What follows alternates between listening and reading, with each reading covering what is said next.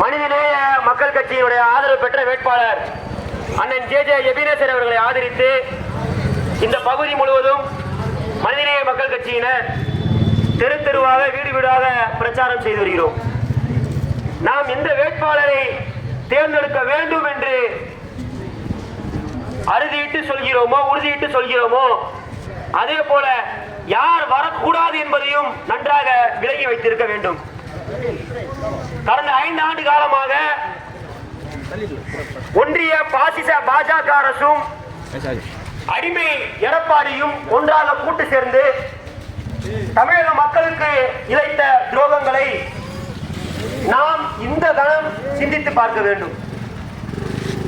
இந்த 5 ஆண்டு காலம் மட்டுமில்லாமல் இதற்கு முன்பாக முதலமைச்சராக இருந்த எடப்பாடி பழனிசாமி தடுப்பதற்காக அந்த மாவட்ட மக்கள் முன்னெடுத்த போராட்டங்களை பல்வேறு முறையிலே அந்த போராட்டங்களை ஒடுக்கி அடக்கி அந்த மாவட்டத்தினுடைய போராட்டத்தை செய்த மக்களை சிறைப்படுத்தி பல்வேறு சித்திரவதைக்கு ஆளாக்கிய எடப்பாடி அரசு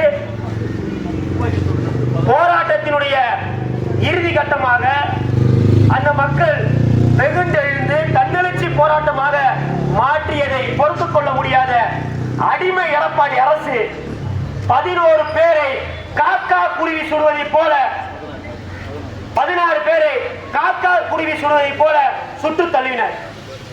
இது குறித்து செய்தியாளருடைய கேள்விக்கு பதிலளித்த அன்றைய முதலமைச்சர் அடிமை எடப்பாடி, நான் இப்பதான் எந்திரிச்சேன், இப்பதான் நியூஸ் பார்த்து தெரிஞ்சுக்கிட்டேன் என்று வெட்கக்கேடான மானக்கேடான ஒரு கீழ்த்தரமான பதிலை அன்றைய முதலமைச்சராக இருந்த எடப்பாடி தெரிவித்தது வெட்கத்திலும் வெட்கக்கேடு.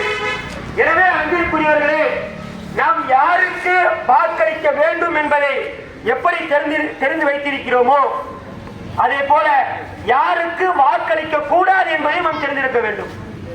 ஒன்றா இரண்டா எத்தனையோ போராட்டங்களை நம்மால் சொல்லிவிட முடியும்.